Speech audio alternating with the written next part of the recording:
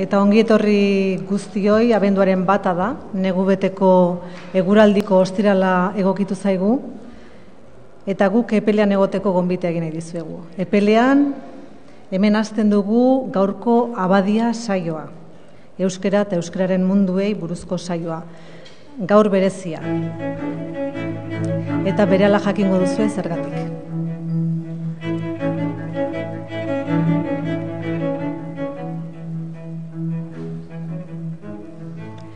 Euskararen astean bete-betean gaude, ekimen desberdinak eta ugariak antolatuta daude, non nahi, baina bada mugitzen ari den zerbait, jabetuko zineten, edo mugituta dagoena, eta fruituak ematen hasita dagoena, erakunde eta euskararen inguruko eragileen arteko elkarlana. Konplizitatea, hizkuntza arloko berdintasunaren norabidean bide bat erakusten duena.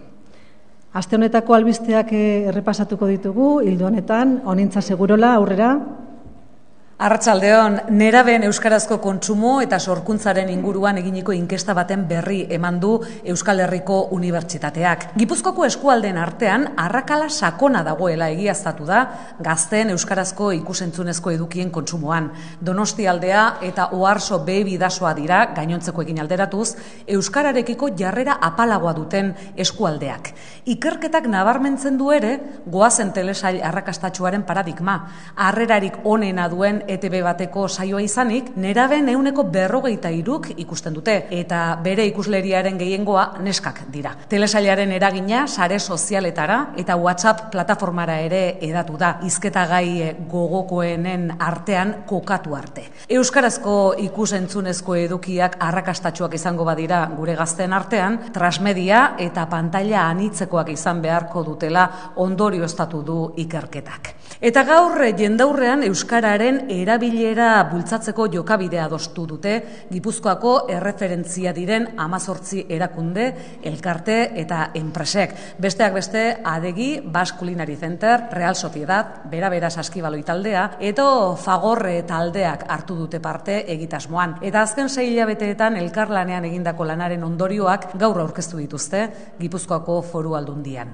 Sinatzaileek lurraldean duten erreferentzialtasunetik euskararen aldeko jokabide aktibo bat mantentzeko konpromisoa berretsi eta horretarako neurri multzoa adostu dute.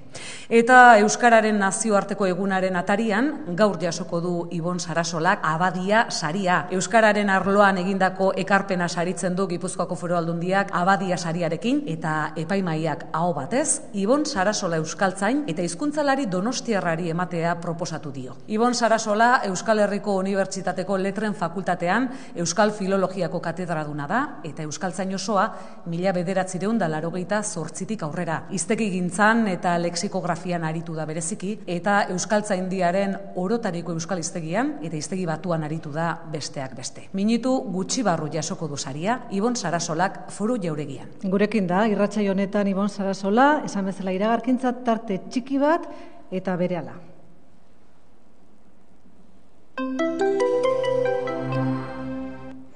Ba aldaukazu smartphoneik. Duela 10 urtez genekien zertzen ere. Mundua aldatu da. Erosteko modua aldatu da, irakurtzekoa, erlazionatzekoa, bidaiatzekoa. Eta 10 urte barru, nolakoa izango da mundua. Zertan lan egingo dute gure seme alabek. Nolakoa izango da gure zahartzaroa. Etorkizuna irudikatzetik sortzera. Etorkizuna eraikiz egitasmoa, Gipuzkoako Foru Aldundiak sortu du. Gure etorkizuna guztion artean definitzeko eta hobetzeko. Etorkizuna eraikiz. Abadia irratsaio honetako maiaren bueltan bildu ditugu, ikusten dituzue, Aitor Arregi, arratsaldeon, iazko Moriarte Produzioko gainerako kidekin batera, iazko Abadia saria, handia, aurten. Aitor Arregiren aldamenean ezaguna, Arantxa Urreta Bizkaia idazlea, aurtengo Euskadi literatur sarietako bat. Arantxa, arratsaldeon zuri ere. Eta nire eskubitara Mikel Irizar, Gipuzkoako Foru Aldundiko hizkuntza berdintasunerako zuzendari nagusia. Mikel, arratsaldeon. Arratsaldeon. Gaien errepasoan ikusi dugu zerbait mugitu dela. Zerbait mugitu da Gipuzkoan bereziki.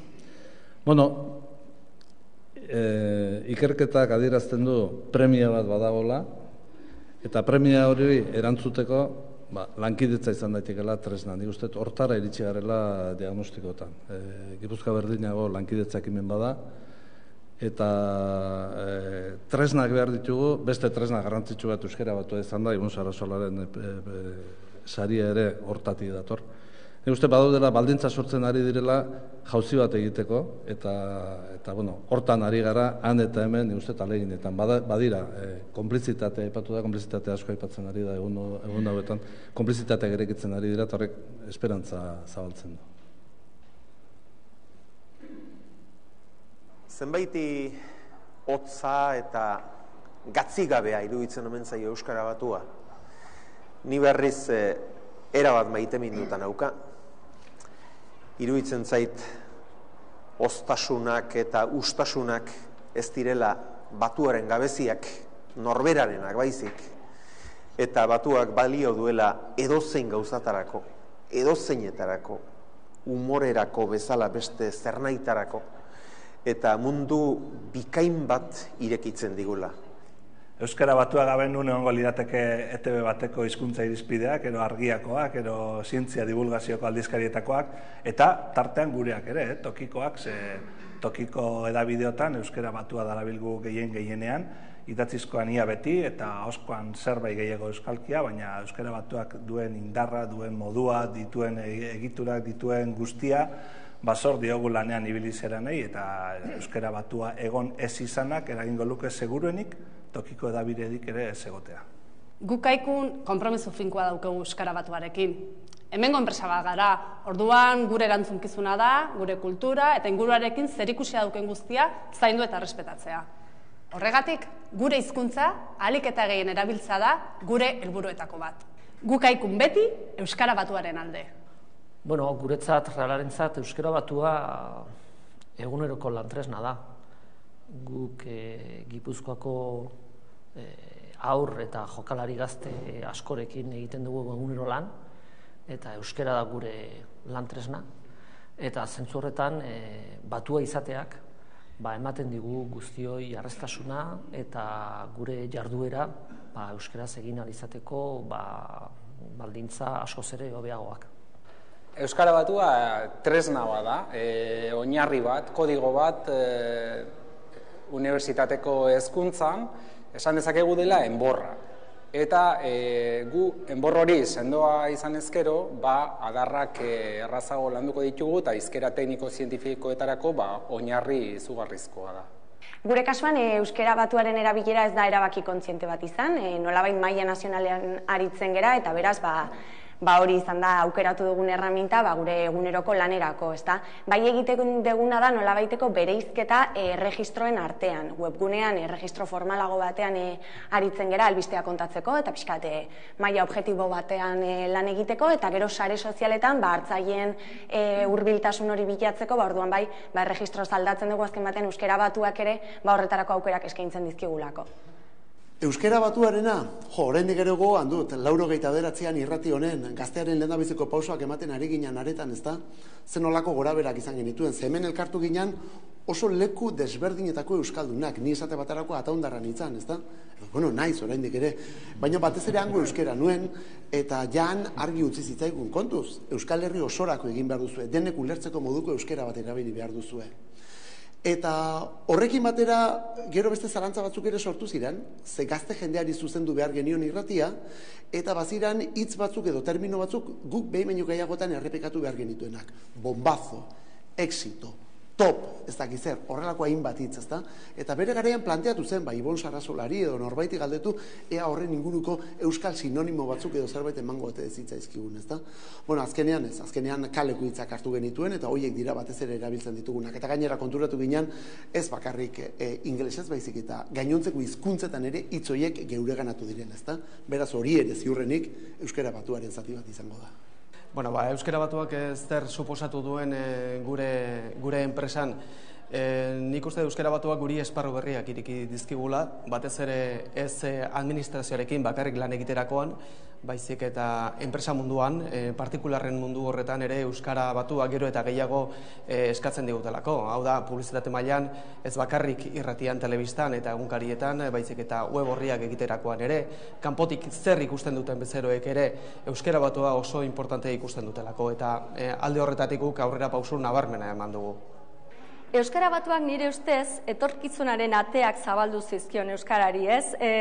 Gutxi gora bera argiak piztu zizkion, euskararen bidean argiak ipini zituen. Edozein eremutan edo eremu guztietan, baina bereziki hezkuntzaren alorrean. Gure ikasleak gaur unibertsitatera datoz, Erratzutik, Larrabetzutik, Gasteiztik, Baionatik, Ordiziatik, eta besteak beste euskara batuak batu egiten gaitu.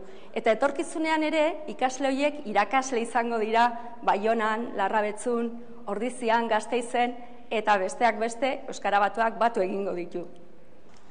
Txillardegi hiltzen egunean, nik pilota partidan aipatu nuen, eta bakarrematek esan zidan, Txillardegiren aipamena pilota partida batean, kontzienteki egin nuen,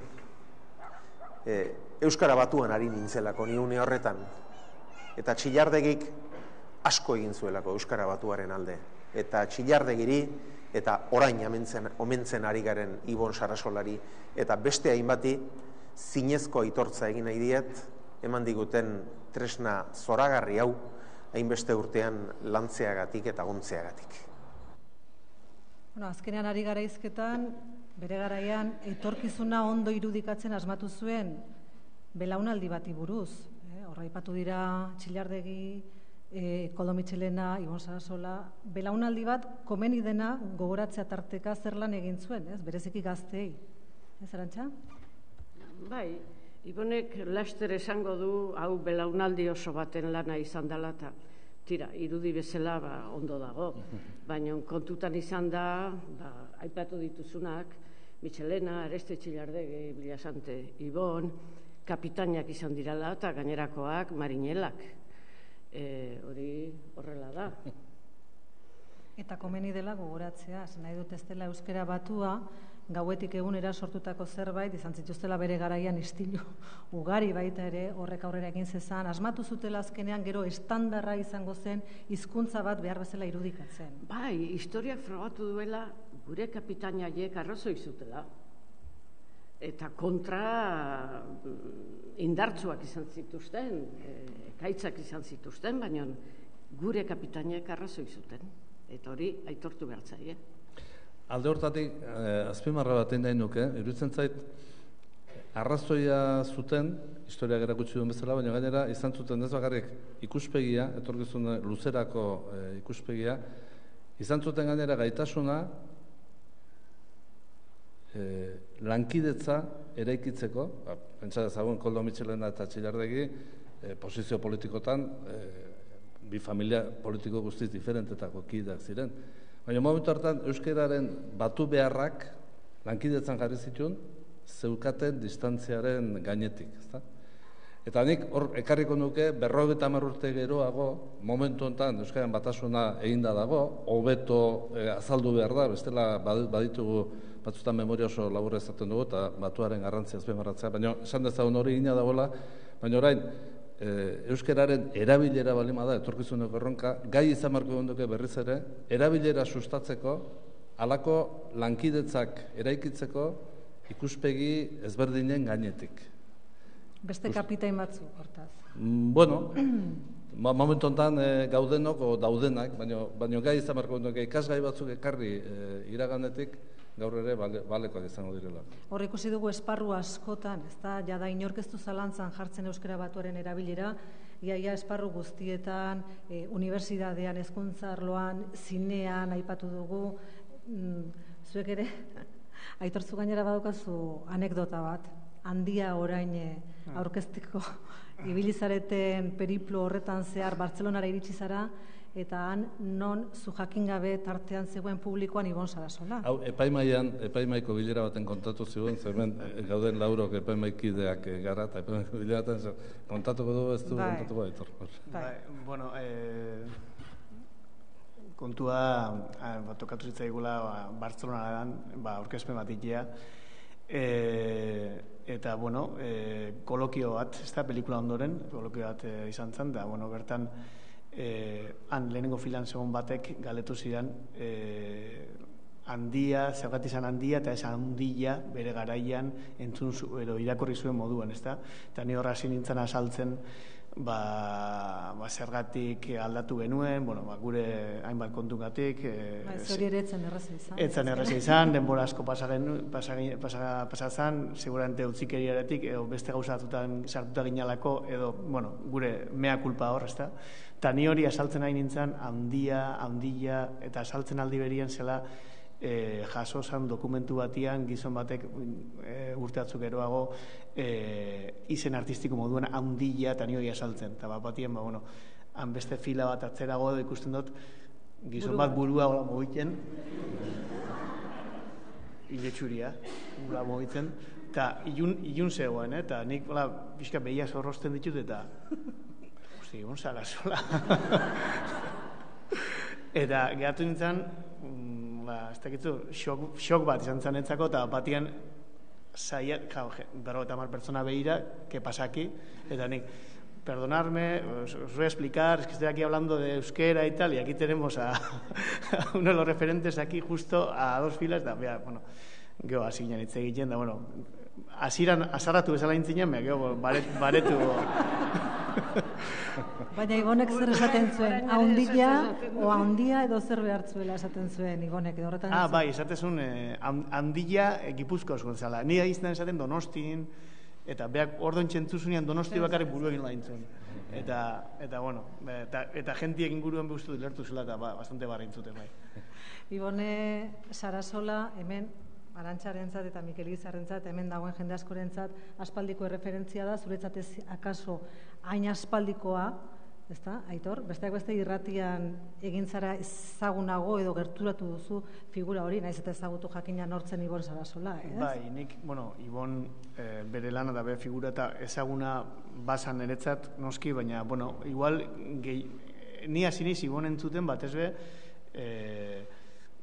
telebistan da ikusita neukan, baina batez ere irratian, ez da? Irratiko, faktoriako tartetxo horretan eta, nola jo familiarizatu nez baita, ez bakarren nik uste dut jende asko, nire inguruan bentzet hori nabaritu dut, pixkat ikustezulako beretan lan horren eta askotan adibide zehatzekin eta lan horren eta praktikotasuna bagenekien, baina noruz di joan, ez da? Eta gero beste anekdota txiki baita daukagu, handiekin lotuta dela, guk momentu batian olako testutxoa jarri behar genuen, momentu batian protagonista Tolosa bueltatzen denean, 3 urte beroago edo 3 urte beranduago hor geneukan gure zalantza, ez da? Eta Ibonen faktoriako tarte batian zantzun geroago. Zalantzakin, geroago batzuk esatu beranduago, baina... Korpusa begiratuko zuen. Bai, hori da, korpusa egiteko zugat. Baina azkinen, beranduago zana, geroago bilakatu genuen. Niki, Iboni eta bere mailako hizkuntzalari eskertu berdi gauza bat. Posible egin digute euskaltzale askori hizkuntzalari ez izatea. Osea, euskaltzale izatea hizkuntzalari izan gabe, hori mesede handia izan da. Bagenekien, bazeudela pertsona jakintxua hortaz arduratzen, darungu ez gara hortaz batere arduratu. Eta zentzu hortan, nik aipatuko dut, niretzat Ibon Sarasola hizkuntzalari baino gehiago izan zen, Jon eta Ane zigarro bat erretzen idatzi zuen idazlea. Hain zuten ere oso garai berezia zielako, orduan, ohean erretzea normala izango zen, bi gazte oheratzea igual ezain normala, eta orduan, baziukan horrek morbo berezi bat, eta nik uste modernitatearen zenbait euskaltzaleontzat referentzia moderno horiek oso garrantzitsuak izan zirela. Sarri aipatu izan da Ramos Ezarbitorerena eta iez aipatu den horren arira, ezta? Norbait euskaldun, euskaltzale izateko modu moderno berria, nik nire referentzia pertsonalen artean daukat hori, Jonetan zigarro bat erretzen zen, izan daiteke euskaltzale eta moderno. Hemen inork gertuko baldin badu Ibon Sarasola hori Arantxaurreta Bizkaia da? Ez nahi aina, baina tira, Ezagutu genezaken anekdotaren bat kontatu zenezakezuk, Arantxa? Kontatu litezkenetatik? Joli, nabixatu izan zenu alde zerrotik. Ez... Zuk zer nabarmenduko zenuke Ibon Sarasolari buruz? Neri Ibonek hizkuntzaz dakidan apurra irakatzi zidan, baina irakatzi zidan ere bai musika klasiko entzuten, eta beste gauza bat izugarri bitxia eta hoentik anaztu etzaidana. Ateratzen ginean, agilen buelta bat ematea, lanian jardun ondoren, eta joten ginean autopistan obrak ikustera. Eta... Zertara hori ez du? Berak esplikatzen zian, hau da una viga en T. Eta... Honek usten dio, eta ez dakiz... Eta hemendikan ikusi eta imaginatzea bigazte, bigazen T ikusten. Autopisaren azpi. Badauka baitarez, bere hizkuntzalariaren lanak arrazoietik eta zientziatik asko, ez? Seguruna. Berak beti aldarrikatzen du ingenieroa dela, eta oendikan ingenieroa guztiz etxanian ez autu nunik, pentsa noizko kontua dira. Epaimai honek aho bat ez erabaki du, Aitor, bazela ordua Ibon Sarasolak abadia saria jaso zezan. Bai, eta, bueno, bestia beste horregatik nago hemen baita ez da, zuekin hitz egiten, epaimaikide izan ezin egin, bueno, hau bat ez izan da, ez da bai da beti oten noski, baina oso erabaki zendua izan zen. Eta, bueno, batez be, bideoan aipatuan atik, eta hemen pixka batudan guztiagatik, ez da, nolabait edo ikusten da un egokiala aldarrikatzeko Euskara Batua ezinbesteko giltzarri izan dela biziberritze sozialien, Euskararen biziberritze sozialien, ez da, eta Ibon Sarasolak da ziurrenik, bueno, ez dakit esan hobekien, baina ordezkatzen bentzet egokiena dana, edo egokienetako dana, eta zentzu horretan uste dugu momentua zala, eta hau batez izan zen erabaki hori, eta uste dugu beak egin duen ekarpena, gehi egiteko dukan ekarpena, pixkat esango eke horrek rekonozimendu sendoa merezizuela. Letra terdi faltado horrenik, letra terdi faltado ekarpena erabat osatzeko. Bai, hori da. Non dijoa, erin etzi joan ba? Horrein iztegian gero galdetuko diogu. Iragarkintzat hartuko tarte txiki bat, Ibon Sarasolari ona gerturatzeko denbora emateko besteak beste. Eta bitartean agurtuko ditugu Aitor Arregi, Arantxa Urreta Bizkaia eta Mikel Ibizar. Zatoz Ibon, iragarkiak.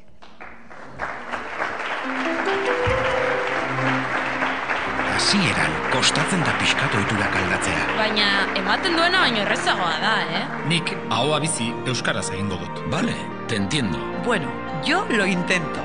Probatuko dugu Euskal Herria osoan? Euskaraldia. 11 egun euskaraz ahal den guztietan. Batu egingo gaitu. Kaixo. Hane naiz. Akaso nire ahotsa ez zaizu ezaguna egingo? Ez bai naiz berrietan azaldu. Baina gerta daiteke. Nerekin ez bazaude. Denok zu. Indarkeria matxistaren aurrean denok arazu. Orain berdintasuna, orain Gipuzkoa, Gipuzkoako Foru Aldundia.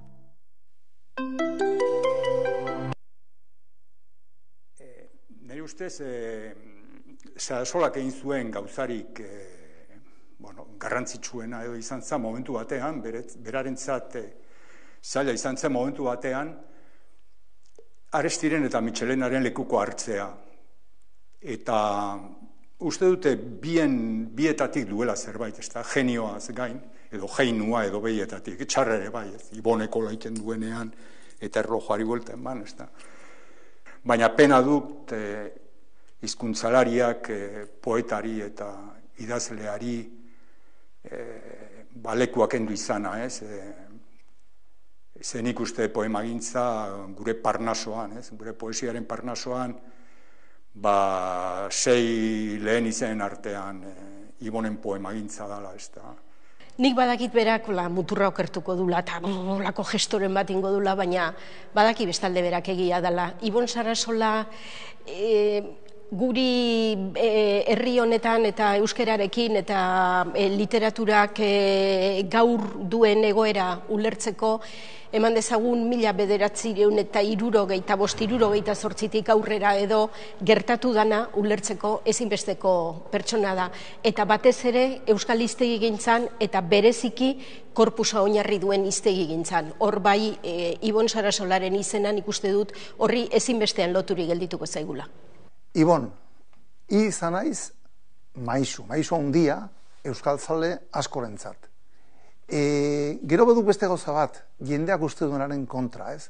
Eta da, oso erosoa erosoa da irekin lantaldea egitea, ez? Eta lana beste batzuekin batera egitea. Ez zaiz bat ere tematia. Zerbait ikustu baldin baduk, ez dagoela, ikustu duan bezala, horren alde ingo duk, baina erraz aldatzen duk iritzia besteren argumentuak entzun da. Ibon Sarasola, niretzat, alde batetik Koldo Mitxelenaren oinordea da. Euskara batuaren lexiko finkatu horretako itsasargi ezinbestekoa. Baina esan bezala, nik asko zordiot, eta pena, hain horteraren kontrakoa izanik ez duela hitz aukerako egoki bat asmatu hortera esateko, ez da hori kritikatuko nioke nik. Asko eman dit, Ibonek, espero dute neronek ere zerbait eman izana, gogoan dut adibidez, 2 pasos berak ezagutu arazi zidala. Manhattan oparitu zidan eta gogoan dut eskaintza honegin Ibon esate zidan, eta beti eskertuko diot hori ez da. Nik urtetan eta oraindik ere esaten dut. Ibon Sarasolaren izena entzuten dudanean, TSM, datorkit burura. Eta jende horrela gelditzen da, TSM eta zer da horita. TSM da, igual ez da oso txukuna, pixkat irreberentea da, baina tipiko kaso de mierda. Eta hori dator, euskara hiztegi batua egiten lehenengo partea edo egiten ari ginean orotariko euskal hiztegia oinarri hartu eta ikusi ze hitzek zuten literatura tradizio sendoa, eta literatura tradizio sendoa zuten egin etzegon eta ez dago inolako arazorik. Kontua zan, 3-4 agerraldi baino ez zituztenekin agian 2 autorerenak edo 3renak batek modu batera, besteak bestera, eta hoiekin etzegon daturik, eta ezin ginen euki gainera etzegon daturik erabaki bat edo beste hartzeko. Eta horiek zian TSM-ak, eta hori askotan erabili izan dut beste egoera batzutan TSM badaukat eskuartean esateko. Eta horitzen naiz behin ari ginelaan, zer, Euskal Zeneak zer esan behar du, nire ala nere. Eta hor, ari ginen ikusten argumentuak, nola erabili historian, nork erabili duen bata nor bestea, eta jendeak egiten zituen ekarpenak eta idatziz bidali. Eta han mailan zegoen gutuntxo bat, Xabir Gereñorena. Eta Xabir Gereñok esaten zuen, hau bakarrik, esaldi batean, zeita aztuko, esaten zuen, Bizkaitarroi nire ere kendu behar diguzue. Eta horan, Ibonen erantzuna. Bueno, argumentu hori da potenteena, ez da kendu behar. Eta nire onartu zen. Ibon egon zen, nire doktore tesiko epai mailan, Koldo Mitxelena zein duen tesia, eta jendaurreko aurkezpen hartan, ez zuen esan kontu, o kargu hartu ziren hobeto esan, nolatan enkuadernatuta bielinion tesia, 2 liburuki potolo ziren.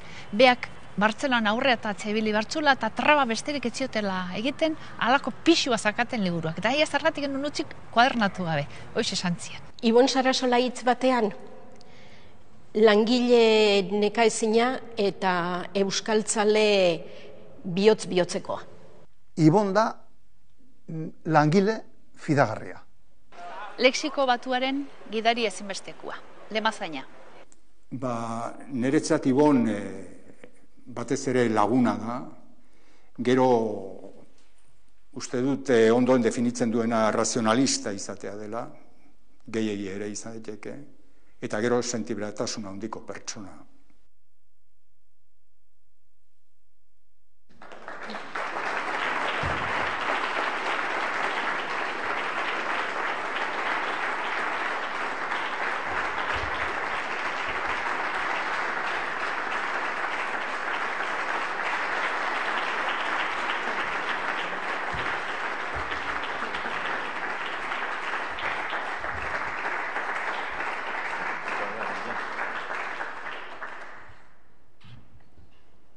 Ze komeriak izaten dituzun zuk irratiko argi gorria piztutzen denean, Ibon. Bai. Ikusiko balute.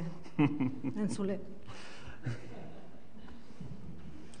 Gaur elurra tarteko, akaso hemen egon nahiko luketen guztiak ez daude, baina bildu garen guztion izenean, Ibon, eta etorren nahiko luketen eta ezin duten hoien izenean, hasteko zorionak. Mila esker. Euskara Batuaren militanteari emandako saria, langileari emandako saria, zu ondo ezagutzen zaituztenek hor bideoan esan dutenez. Ondo biltzen zuen bideo horrek zure esentzia? Bai. Pasadira batzuek, momentu batzuetan, baino oro hartuta bai. Abadia sariko epaimaiak, esan du lehen Aitor Arregik, aho batez, proposatu zuen zure izena, bide desberdinetatik iritsi zaizkion hautagaien artean, eta nabarmendu zuen euskerari, bereziki euskera batuari egin diozun ekarpena, hizkuntza esparru berrietara zabaltzeko. Eta gero, nahi bada letra txikiagora etorrita, hiztegigintza eta lexikografia ikuspegitik egindako ekarpena. Profesional baten ekarpena, esan beharko genuke, ez? Zezuri amateur hitza ez zaizu gustatzen. Ez, inoiz ez zaiz gustatu. Ni ingenierua edo izateko edo asmotan nebilela topo egin nuen Ramon Saiza Victoriarekin. Eta topaketa horrek bitzetan esateko bizitza aldatu ziren. Gazte naiz, garaietan ari naiz, aspaldi, beraz. Gainera Ramonekin segituan begietara begiratuta dana ulertzen dezun jendia badago zesan nahi duen da, segituan konturatu nintzen hortaz, eta alde hortatik nik uste ekipo nahiko nahi egin genuela. Eta gero, Arantxarekin ere, ni langile izango naiz, baina Arantxarrete Bizkaia, eta Goizeko Hirurak arte lur zeratu behar dumenean, montatu benuenean, zenbat gau Goizeko Hirurak arte edo prueba zuzentzen. Ze, karo, hilero liburu bat atera behartzen. Hau da, eskatu behartzen duen, jaso behartzen duen, zuzendu behartzen duen, lehen pruebak, bigarren pruebak, imprentara eraman, imprentatik ekarri. Eta hori egiteko, egia esan, Ramon Arantxa eta ni den. Besteren bat tarteka eta jenteke jagore ibiltzen zen, baina ni buruan hori dut. Hirurok ginean eta hirurok atera genuen lur editorialaren kontua. Horre, Mitxelenaren zuzendaritzapean orotariko euskal hiztegia prestatzen ari zenean, hor jada erakutsi zenuen neurri batean, esango dugu hizkuntzaren gaineko zure ikuspegia, eredu estandar baten ikuspegia. Eta aurreko irratsaioko elkarrezketan esaten zenigun, pare bat belaunalditan, euskera egongo dela aldameneko hizkuntza estandarren paretan. Ni beti oso optimista izan naiz. Ze mundu hontan aurrera egiteko eta benetan lorpena lortzeko ez pasara optimista. Eta gai honetan? Eta honetan are gehiago. Beraz, hortik badago zerbait, baina hortik aparte nik uste du dena dela ere lortu ditekela. Generazio pare batian, nik oraingo gazteak esaten ditut, 10 urteko, 15 urteko gazteak, beste errestasun bat dute batuan egiteko eta alde hortatik nik uste bi generaziotan, bi belaunalditan eman dezagun, era batez, baina aldaketan nahiko handia egongo dela alde hortatik eta nahiko Euskara Batuan egitea nahiko normala izango dela, orain baino gehiago nik uste. Mitxelena izan zen zure iparorratza, Ibon? Bai, noski, bai, erabatekoa, alde hortatik bai. Nik nire bizitza momentu honetan, koldok eman zidan agabe, ez dut imaginatu ere egiten nolaikoa izan zitekeen. Askotan kontatu dut, baina baina ere kontatu nahi dut, koldok aukeratu nuen, akbatu ninun, barkatu, behar kaos bazuelako, eta kaosura etzekielako nola, antolatu, eta kaosora zan, kaja, zapata kaja eta kaja fitxaz betiak, eta arekin iztegi bat egin behar zuen, gero orotariko iztegia izan dana. Eta ez hau zen nuen, baina behin deitu zidan, nerekin itzen nahi zuela. Eta esan zidan, eta horrek grazien zidan, konturatu zala nire organizazio kapazidadiaz. Euskal literaturaren historia idatzi nuenian, hori tragedia bat izan zen, nik idatzi nuen, Arantxa oso ondo gogoratuko da, nik idatzi nuen rollo bat, baina ezin soportatuzkoa, eta ni neu konturatu nintzen, baina zer gertatzen da hemen. Zer nazten nituen, egin bila santeren, zera, esan nahi dut, giroa, kontu historikoak, autoriak, obrak, eta azkenian... Baina Mitxelenak ikusi zuen zerbaitan. Ez, ikusi zuen, hori kaleratera zanian, hori etzan kaleratera. Kaleratera zian izan zen, ensaio bat, euskal literatura nola ikusten nuen, historian zehar. Eta gero, apendize bat, autoriak eta obrak, ez da nanastua, eta hori gustatu zitzaion, antzadanez, asko. Eta hortik hartu ninun, eta hortik hasi ginen iztegiaren kontuarekin. Nire bizitzako abentura vital importantena seguro asko izan da, harreman hori, Mitxelenekin izan da. Ez zan erresa, Ez zan bat erresa, egundoko personalitatea zuelako, eta zoreatu behar zuen... Malaletzea esan nahi duzu? Antzeko zerbait. Genioz bizila, esan dezagoen zen pelarra bezala, otxerrita bezala. Eta, karo, hor, danetekin behar du, ni dakidanaren erdila gutxen ez, Mitxelan ediz ordio, baina hola, bere libruetan bai, baina gero, urtebete pasatzia pertsona batekin, praktikamente bere maztiakin, baina bilok, lanian, Salamankan gainera. Joten ginen fakultadera, gero bere lagunekin eta ardo bat hartzen genunan, gero txera guetatzen ginen, arrazaldu guztia diskutitzen pasatzen genuen, ez da behi da bizilan. Ez diskutitzen ikamikan baizik, eta bueno, hau ebeola, hau ez da gize, bere iztegia zala, eta ni Mitxelena gabe orain auskalo zer izango nintzen. Hori da nire impresioa, ez da. Ingenieroa igual? Ez. Ni ingeniero egin nintzen, nik egin nezakeen karrera bakarra momentu hartan urazan. Nik nahi eta ez, familia kontuagatik eta Donostian estudiatu behar nuen. Nik batxileratu guztian bi matrikula bakarrik atera nituen, bilak fizikan, beraz ikusten da kontua, ez da?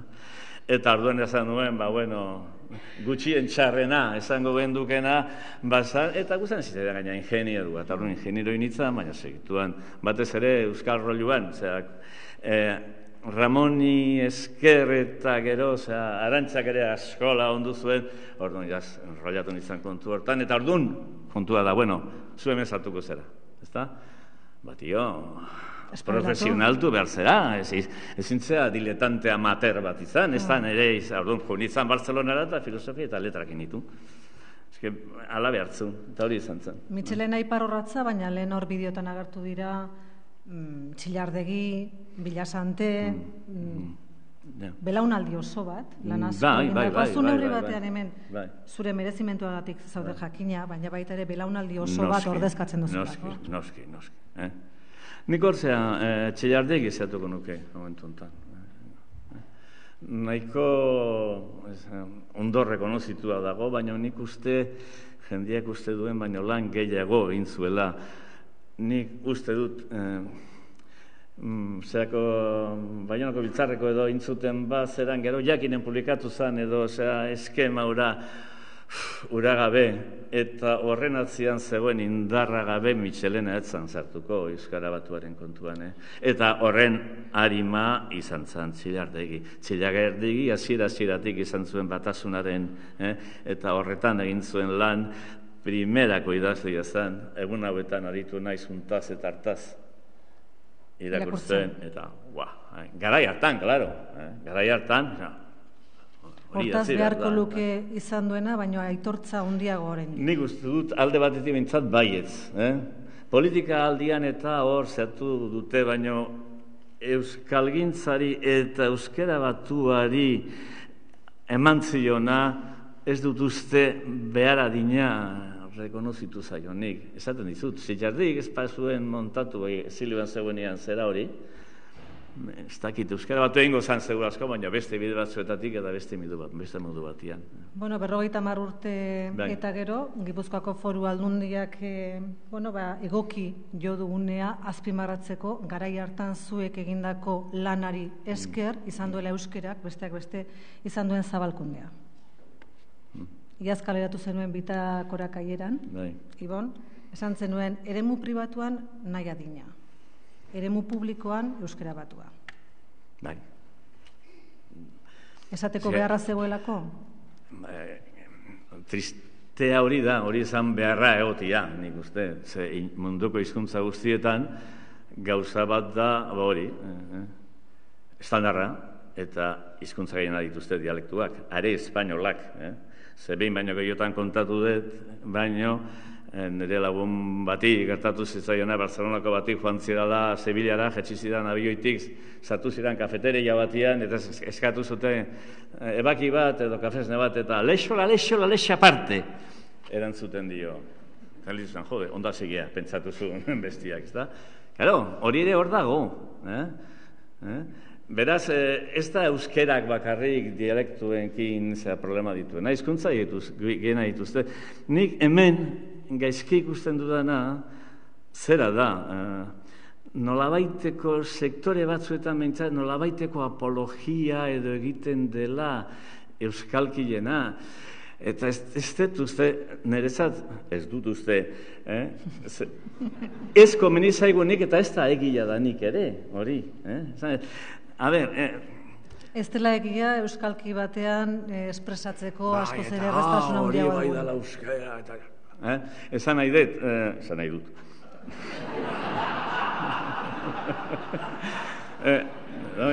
Aria aldu dut. Esan nahi dut, eremu pribatuan nahi adina. Etxean nahi adina. Ez, nikoan. Beste zerbait. Eta eremu publikoan euskara batuan. Bai, ez, hori da. Aigina jatortasuna eta nik ezin dut ulertu. Eharra zergatik dan euskaldunagoa, jatorragoa ederra baino. Eta hor, inork ez nau konbentzituko hortaz. Bado jende guztiaz, eharra eta... Nik ez diot inungo bentajarik ikusten. Ez baldin badaba... Baina, askotan erakuskeria egiten da. Bira ze ondo dakidan euskeraz, eharra esaten dut. Bueno, ez dezu nik dudan hizkuntzari buruz ikuspegia.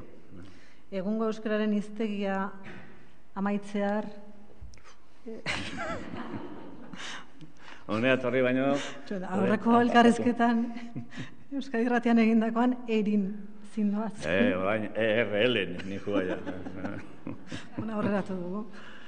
ERL eta horrendik, E guztia eta A. Eta ERR da mortala, jendia ez da konturatzen, baina ERR eskatuko dit, gero, ia R esazten dira nik guztiak, R hor agertzen dira, hor pilatzen dira, eta hori izango da mortala, baina momentu hontan ez dut ikusten beste zer egin dezakedanik euskeraren zeran. Idaztiak egundoko alpergurea ematen dit. Ramon Saiz Zerbitoriak hori botatzen du faltan. Badaki desertore ditzen dit. Eta publikoki ditzen dit desertore. Etorri da Ramon Saiz Zerbitoria? Ez dugu ikusten. Ramon, horbalin mazaude altza desertorea zara. Desertoria, bai, desertoria nahi zela, esango jau, nik ez de talentorik zerako, literaturarako, nahi guen esatu nahi, poema gintza, izan zan. Baina novela bat egiteko, inundikan ere ez dut inundikan ere hori, gaitasun hori, eta horren zegin behar dut, izakia. Egin ditzakedan kontuen artean baiztegiak, ze horrek eskatzen du disiplina bat, buru kuadratua izatia, proportzioak, eta gainera nizte egintzen sartu nintzen jakin gabe. bortxatuta nolare bait, baina gero, esan nun, iztegiak iteko modu hau ez zait bat ere egokia iruditzen, osea, lau iztegi hartu, kopiatu hemendik gara, eta beste bat iztegi bat egin. Eta batez ere, problema zegoen ere, bueno, bai, iztegietan hori agertzen da, baina jendiak nola idazten du, jendiak nola idazten du. Ze gero, iztegiak egiten duzu, guk hartzen ditugu Euskadi Irratian, eta hemen Abadia irratsaioan. Iztegi horiek abia puntu, eta etortzen zara saiora, eta esaten diguzu ez, baina Ramon Saizar Bitoriak, Angel Ertxundik eta abar, Bernardo Atxak hori baldin darabilte, hori nahikoa da. Hizkuntza guztietan erabilerak, idazle honen eta hiztun honen jardunak markatzen du, nondik joan behar duen estandarra, gure artean beste horren beste. Niak horatzen naiz, hasi nintzenian, kontua izegitzen, esaten, hemen, ez dago iztegirik egiterik ez badakizu jendeak nola idazten duen. Iruintzen zait, han elementala. Euskara idatziaren iztegia baldin bada, hau da, euskara idatziaren zera, nolabai biltzen duen, zera bat baldin bada, lehen da bizi euskara idatzia aztertu beharko dezu. Sistematikoki eta goiti bera. Hori oindala 100 urte edo 1000 urte zaila izango zen. Baina gaur egun informatikarekin oso erresa da. Eta nik hori egin nuen. Osea, urratsak eman, edo pausoak eman, edo egin, edo guazen ikustera. Hau erabiltzu honek. Hau, honek, ez daudu dai. Dalako. Taula. Hitz honek zer esan nahi du? Askotan gertatu zait, hitz bat jarri egiteko. Eta definizioa jarri. Eta gero korpusa ikusten hatzi. Ez da, orain mintzat, ez da. Adiera hortan erabiltzen, eta zerari gara orduan, borrazazuz, lehen zendun definizioa, eta definizioa beti egitu behar duzu, zera? Errealidadiari, zein da errealidadiari? Momentu, kasu honetan, errealidadiak zera da, Euskara Batua. Barkatu, testuak, Euskara Batuko testuak. Hori da, kontua. Iztegiak une batez... Zer? Barkatu. Iztegiak une batez aparkatuta, gaur nolasaria jasotzera etorri zaren Ibon, esango diogu Imanol Lasa, Gipuzkoako Foru Aldundiko bozeramaileari gerturatzeko? Bai, hoxe, noski. Imanol Lasa.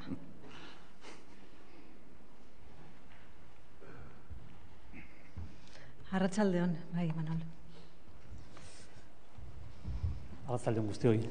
Gaur zuri dagokizu Gipuzkoako Foru Aldundiaren izenean. Bai, lehenik eta behin Gipuzkoako diputatu nagusiaren hitzak ekarri nahi ditut, zorion mesua da, bezarkada estua helaraztea eskatu dit. Azkenengo momentuko kontu bat izan du, eta ezinezko izan da hemen gurekin gaur egotea, baino nola ez zorion mesua helaraztea eskatu dit, eta hemen gaur ere gobernu kontseiluko kide guztien izenean ere gure eskerronari dazi, egindako lan guzti horregatik, Euskararen alde eta gure herriaren alde egineko guztiagatik. Zorionak eta eskerrik asko. Mila esker.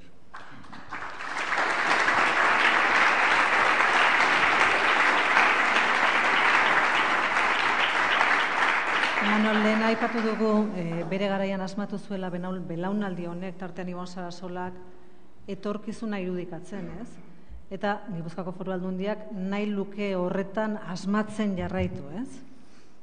Bai, guk momentu enten Gipuzkoako Foru Aldundian murgiluta gaude.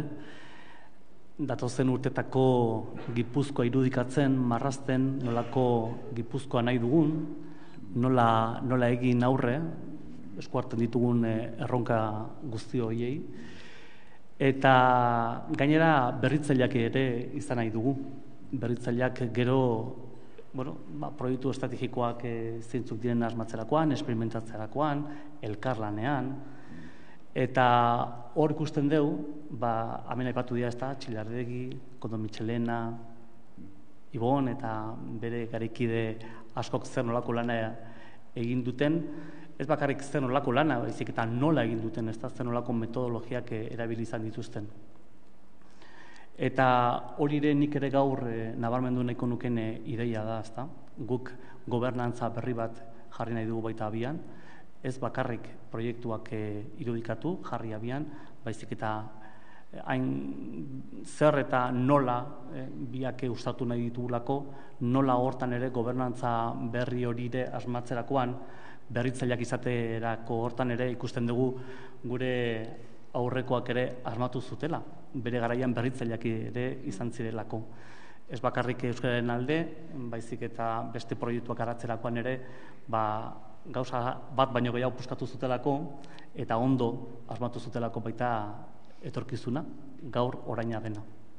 Eta egindako lan horren guztiaren merezimendu gixara, Imanol Lasak emango dizu, Ibon, Xare Alvarez Berakoetxearen eskultura hori, benetako bi indioilar luma metalizatu, marmolezko euskarri batean.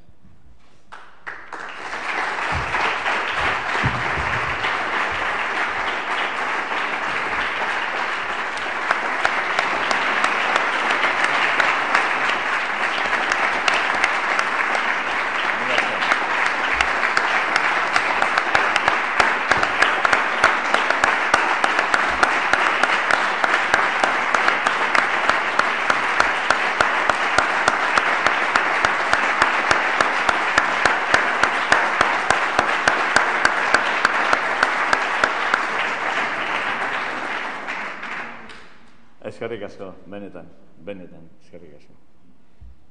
Utziko ez muxu bat ematen, Ibon? Eskerrik asko gaur hemen bilduzareten guztioi, bera bezala ni ere pixkatu ukituta nago. Gaur hemen zaudeten nahi, etorri zin izan duten guztioi, gaur Ibon Sarasolari merezi zuen saria emateagatik. Eskerrik asko.